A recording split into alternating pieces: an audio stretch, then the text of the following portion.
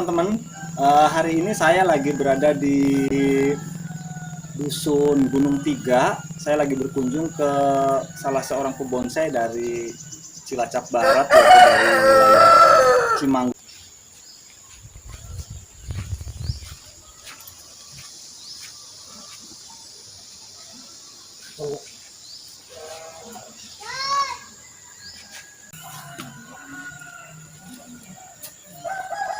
Oke teman-teman, nah di hadapan saya ini udah ada sebuah bonsai wacang miliknya beliau ini. Berapa tahun ini, Mas? 1 tahun. 1 tahun. Dari bahan bawah apa dari mulai sambung? Dari bahan bawah. Dari bahan bawah, oke. Teman-teman, ini ternyata usia 1 tahun dari mulai kita menyambung menempelkan sancang ini. Jadi termasuknya cepat dan udah mulai berubah, oke? Tahap awal yang harus kita lakukan adalah kita menentukan wajah dari sebuah bonsai. Penting nggak sih wajah bonsai? Itu sangat penting. Dari bahan ini, coba kita putar dulu Pak, mana depannya? Nah, sebelah sini. Ini depannya ya? Ya. Oke. Saya buka-buka sedikit. Ikuti terus ya. Ini bahannya seperti ini. Kita lihat nanti setelah di pruning sama di wiring hasilnya seperti apa. Kita buka dulu. Oh iya. Ini berarti masuk bonsai yang berbatang dua atau twin trunk ya, atau twin ini. Karena dari bawah ini ada 2 batang utama yang tumbuh ke atas dengan satu mahkota utama atau mahkota primer, dan ini nanti ada mahkota sekunder yang akan kita terapkan sesuai dengan gaya bonsai ekspresionis berbatang dua. Oke, kalau dari sebelah sini maka yang itu kurang nampak. Mungkin benar sebelah sini. Nah, cuma di sini kita lihat ada kelemahan ini di sini. Mungkin nanti kita akali pakai batu atau pakai gundukan tanah mungkin pada saat ini. Oke, kita langsung aja eksekusi. Ini ada beberapa dahan yang harus dibuang. Mohon maaf Pak Kadus ya, nanti kalau ini kita gundulkan gimana? Nggak apa-apa. Nggak apa-apa, boleh. Oke, kita lihat dulu. Ini penampakan awal sebelum kita kerjakan. Mari kita kerjakan dengan diawali membuka kawat-kawat yang ada dulu. Karena saking sulitnya kita sampai berdiri nih. Ini yang kawat NJA itu. Oke Pak, udah selesai belum? Satu lagi ya? Satu lagi. Oke. Saya ingatkan kembali ya. Wahong itu sama sancang satu keluarga temen ya. Jadi masih keluarga Premna ya. Kalau wahong itu Premna ceratifolia ya, tapi wahong gunung loh ya, karena nanti ada wahong laut dan saya nggak bahas di video ini. Kita bahas wahong gunung yaitu ceratifolia. Kemudian untuk sancang itu Premna microphylla. Jadi itu satu keluarga untuk disambung lah penampakan wacang wahong sambung sancang yaitu Premna microphylla sama ceratifolia. Nah, jadi buat teman-teman ini satu keluarga. Ceratifolia itu wahong gunung dan microphylla adalah sancang. Oke, kita lihat ini ada beberapa dahan yang kita tentukan. Ini batang utama dan ini mungkin karena sudah di los pertumbuhannya sudah cukup besar, maka ini nanti akan kita potong dan beberapa daun ini juga akan kita pruning. Ikuti terus prosesnya. Iya Pak, di pruning Pak. Nah, potong yang ini potong di sekitar sini saja coba. Klik Sini. ya. Oke, kemudian yang ini kita pendekkan saja di sekitar sini. Oke, kemudian yang atas. Mari kita pangkas aja atasnya semua. Nah, kita buang-buang dulu aja.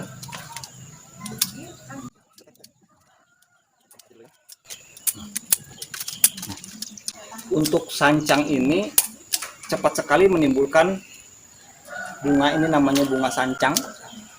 Jadi pohon ini bisa berbunga secara alami di alam liar yaitu, atau untuk mempercepatnya kita menggunakan teknik stressing ya. Stressing seperti orang yang bertani vanili itu biar berbunga kan menggunakan teknik stressing. Jadi streskan dulu, bisa dengan mengurangi air atau memotong batang utama, maka dia akan tumbuh tunas seperti apa? Bunga seperti ini. Tapi perlu diingat, ini jarang sekali menjadi biji. Jadi ini kalau buat bibit masih kurang bagus.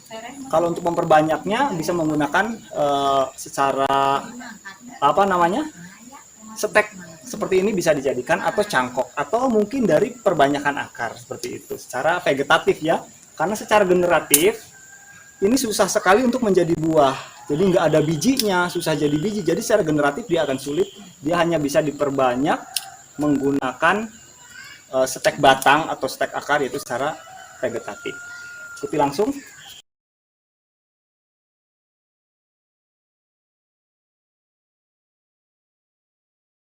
Dan untuk program sancang sebaiknya dari bahan sekecil ini.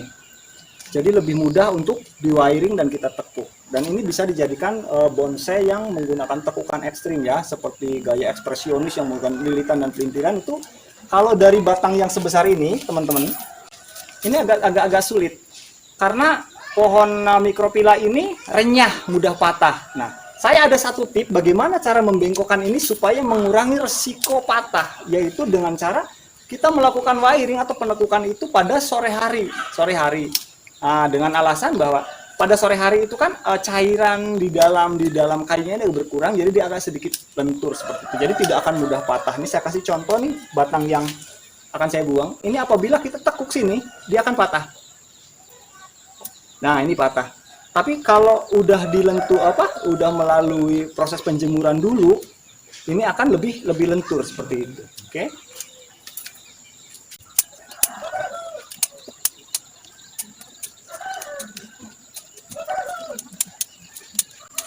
Pokoknya kalau ada pohon suruh di wiring di pruning sama saya pasti habis nih kayak gini. Kalau istilah saya namanya bonsai botak ini. Botak nggak berdaun ya Pak ya. Nah, ini pasti habis. Tapi bukan tanpa alasan. Saya punya alasan sendiri kenapa ini harus dihabiskan.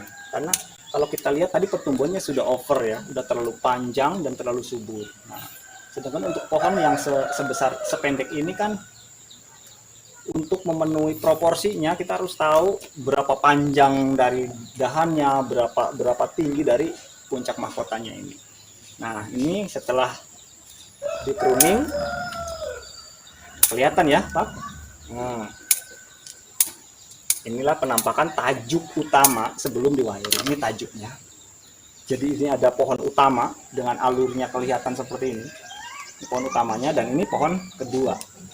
Nah, jadi nanti saya kasih tahu ke teman, menurut pengetahuan yang saya tahu, kalau ada dua pohon seperti ini, itu pembentukan mahkotanya adalah yang pohon utama ini menjadi mahkota primer atau mahkota utama yang sempurna, dan pohon yang kedua itu menjadi mahkota sekunder atau mahkota utama melindungi mahkota yang kedua. Jadi biar terjadi keselarasan, seperti misalkan ini kekasihnya yang cowok, yang ini yang perempuan, kan jadi kayak sedang berjalan seiringan, maka mahkotanya harus susun.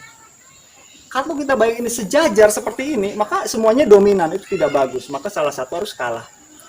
Nah, tinggal menentukan ke arah manakah mahkota bawah ini harus dimiringkan. Maka cara memiringkannya adalah dengan menjauhi dari batang utama sini. Karena batangnya seperti ini, maka ini akan dimiringkan ke arah sebelah sini. Seperti itu. Oke, Kiki masih kurang nih Pak. Nah, ini ada beberapa bagian, nanti kita wiring biar lebih bagus lagi. Tapi ini jangan dimarahin saya Pak, jadi gundul ini. Jadi gundul. Oke. Ini. Buat teman-teman boleh tanya ke Pak Kadus ini, bagaimana sih cara membuat bonsai wacang ini mempunyai ranting yang rapat. Ini kan rantingnya agak berjauhan ya, jadi biar rapat seperti apa. Nah, biar rapat kita tuh harus memotong tunas-tunas baru biar jadi ruas-ruas yang pendek, dan dari ruas-ruas ini nanti akan keluar ranting-ranting baru. Nah, kalau sudah keluar ranting barunya, maka kelihatan kesantuannya udah pasti kelihatan bagus sekali. Ini oke, inilah penampakan bonsai ekspresionis. Ini harus dibuang atau tidak? Nah, ini apabila mengganggu pandangan ke dalam, ini harus kita buang, tapi tidak se ekstrim yang ke bagian luar, karena di sini kita menciptakan ruang kosong untuk backnya ini biar kelihatan, belakangnya biar kelihatan. Ini udah sangat ideal sekali, udah sangat bagus sekali. Tinggal mengarahkan beberapa ranting atau beberapa tajuk yang harus. Nah ini salah satu contoh kasus. Karena ini dahannya ke sini, dia menyilang ke sini, otomatis dia harus dibuang. Kenapa? Karena dia menutupi alur ini, alur hidup dari batang utamanya. Jadi ini ranting yang ke sini dibuang. Dibuang, ini juga dikurangi, dipendek. Ini sama. Oke. Ini penampakannya setelah sekarang kita melakukan wiring ya. Ini akan kita kawat, kita arahkan, jadi disesuaikan dengan arah tumbuhnya. Karena ini wajahnya sini seperti ini, kita perlu pengawatan ya. Mana guntingnya Pak? Coba ini dikurangi dulu daunnya Pak ini. Oke ya.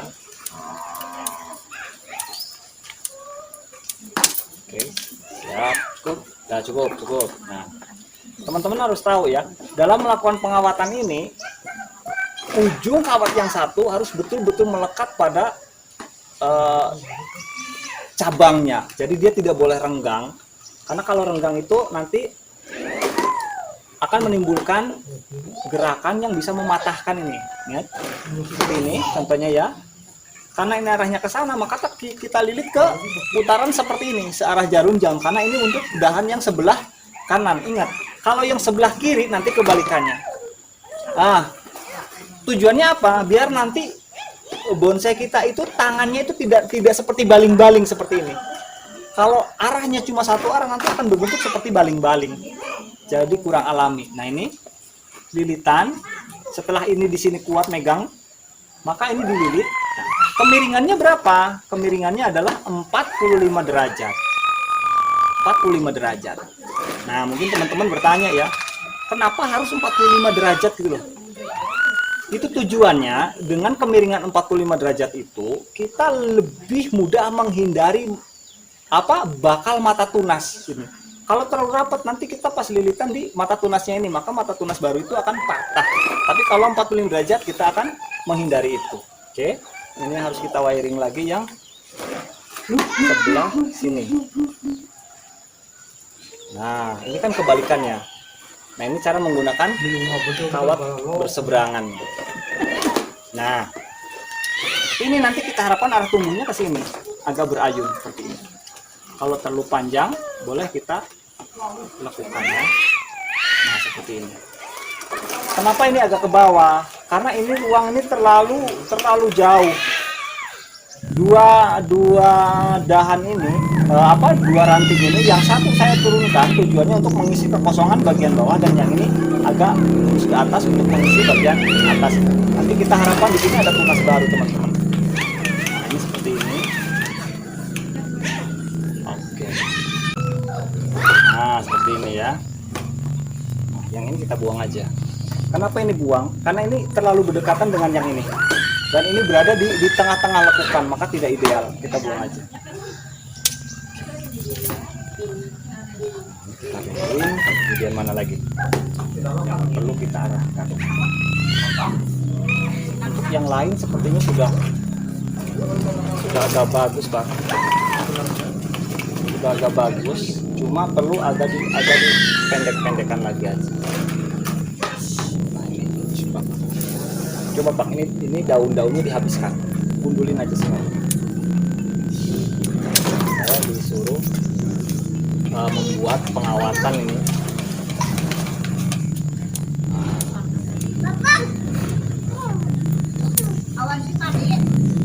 Kita megang di sini. Ini untuk membuat alur utama ya, yang ke ujung enggak. Karena kalau tidak diarahkan, nanti dia akan tumbuh tidak sesuai dengan harapan kita. Ini yang masih terlalu panjang kita buang saja. Terlalu panjang. Lihat, nah, gimana? Udah selesai? Karena ini terlalu ke belakang, maka ini tarik ke depan. Biar berkesan cekung ini ujungnya ke depan. Ini kalau ujungnya kita bayangkan ke sana, itu kurang bagus ya, secara estetik juga kurang bagus di pohon ini. Tapi kalau ujungnya kita arahkan agak ke depan seperti ini akan cenderung lebih bagus, dan ini membuka ruang ini. Jadi nanti pada saat di sini keluar ranting diarahkan ke kanan, yang ini bisa ke kiri di sini karena ada space ruang antara pohon-pohon ini. Oke, sementara mungkin ini kita habiskan aja coba daun-daunnya biar lebih bagus.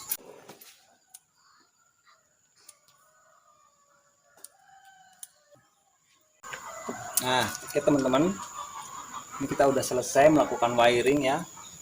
Tapi wiringnya sedikit banget nih, karena tadi saya nanya dulu ke Pak Kadus, dia ingin mencoba menerapkan teknik membonsai dengan cutting ya, dengan potongan-potongan. Jadi ini yang dikawat ini yang cuma untuk mengarahkan saja. Jadi nanti dia akan mencoba membuat bonsai hanya menggunakan cutting ya, cutting atau potongan-potongan pada tunas-tunasnya. Mungkin teman-teman bertanya kenapa ini saya kasih kawat.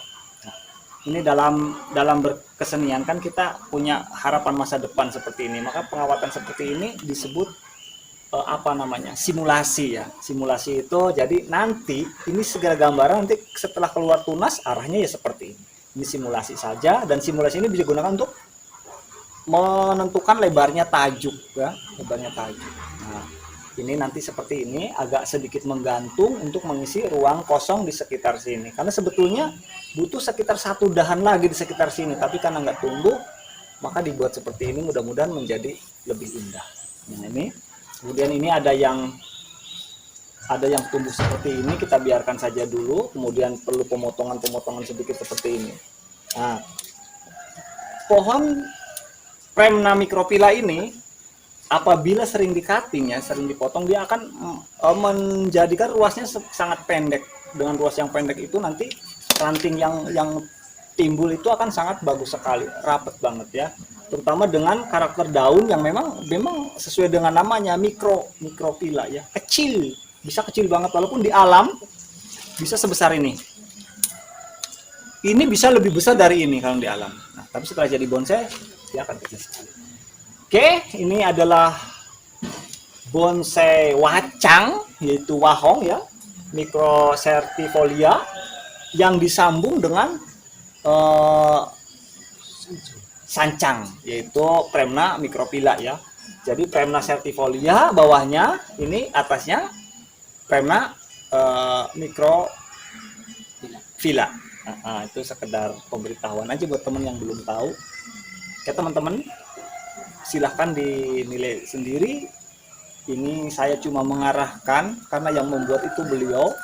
Saya cuma memangkas dan sedikit mengarahkan pohon ini bersama beliau, Bapak Kadus ini. Mudah-mudahan ini ke depannya jadi bonsai yang sangat bagus. Nah, untuk menutupi ini mungkin nanti kita kasih ornamen ya, batu atau sejenis karang mungkin di sini, karena kelemahannya di sini nggak ada kaki ke sini. Karena ini mengarah ke depan. Tapi karena ini bahan alam, teman-teman, kita jangan sekali-kali memaksakan bahan alam itu untuk sesuai dengan terlalu berubah dari bentuk dasarnya. Karena kan tidak mungkin ini harus tumbuh akar ke sini dan kemana. Jadi disinilah tantangan kita sebagai pebonsai untuk bisa mengarahkan seperti apa gerak dasar dari pohon itu, dan kemudian kita perjelas. Jadi kita tidak memaksa dia untuk bergerak sesuai keinginan kita. Karena ini gerak dasarnya seperti ini, maka saya giring ke arah bonsai berbatang 2, karena yang buang 1 ini kan sayang sekali ya.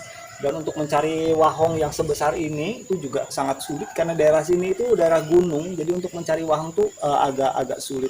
Ini udah termasuk ukurannya besar. Tapi beberapa waktu lalu saya lihat di punya Pak Kadus ini juga, itu ada yang sebesar betis ya, Pak Kadus, ada sebesar betis. Itu kemarin baru disambung pucuk, mudah-mudahan bisa saya review ya untuk beberapa waktu yang lalu, karena saya sendiri sambil belajar seperti apa sih teknik menyambung wahong sancang ke wahong ini dengan teknik entres ya, sambung pucuk, bukan okulasi ya, bukan okulasi. Kalau okulasi itu menggunakan mata tunas, karena okulasi itu dari kata dasar oculus, begitu mungkin. Kalau saya salah, kalau saya ada lupa, atau kalau saya salah menyampaikan materi atau menyebut nama dari nama ilmiah pohon ini, tolong komen di kolom komentar ya teman-teman. Kita saling belajar, kita saling meluruskan karena saya sendiri masih belajar dan saya belajar sama beliau ini tentang pohon eh, wacang ya, wahong sambung sancang. Karena saya sendiri belum punya bonsai seperti ini. Untuk teman-teman yang penasaran dengan pohon wacang ini silahkan komen. Boleh menanyakan apa namanya? Di mana sih beli bibit wacang yang murah atau yang tersedia di sekitar kami? Kami berada di sekitar Cilacap, teman-teman. Cilacap itu Jawa Tengah ya. Di kami itu wahong gunung masih melimpah. Kemudian streblus juga sudah masih melimpah, tapi jangan lupa teman-teman, kita pebonsai harus melestarikan alam ya. Jangan berburu semaunya, apalagi berburu yang membahayakan lingkungan seperti itu. Bukan saya idealis, tetapi mari kita jaga lingkungan ini dengan cara kita masing-masing. Kita pebonsai melestarikan alam itu dengan memelihara pohon itu baik-baik. Bila perlu, apabila pohon-pohon itu udah langka, kita budidaya, kita tanam di alam kembali seperti itu.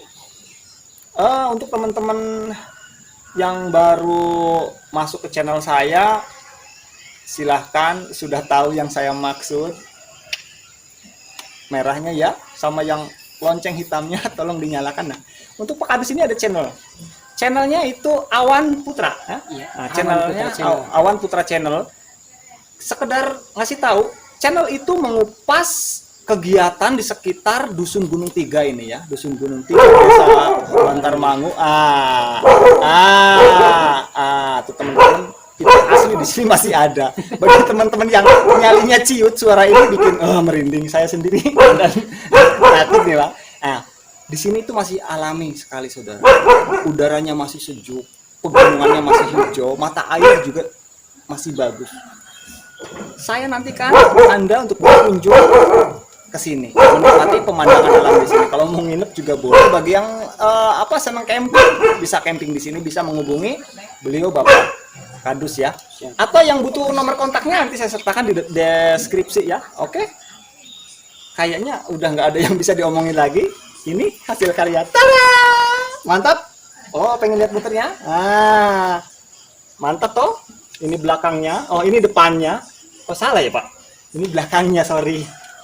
Karena ini pohon kalau boleh saya jujur, ini pohon all face ya. All face itu artinya sebetulnya dari sini bagus, dari sini bagus. Tapi bonsai itu memang harus punya satu wajah. Ingat ya, satu wajah, jangan jadi yang berwajah dua ya. Satu wajah, maka saya pilih dari sini wajahnya. Walaupun ini all face ya, di depan belakang. Seperti itu. Cukup sekian. Kurang lebihnya saya minta maaf.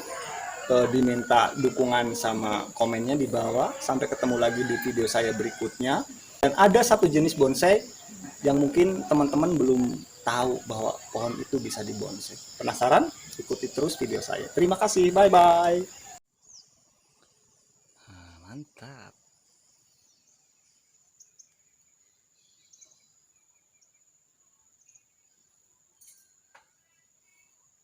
Terus putar.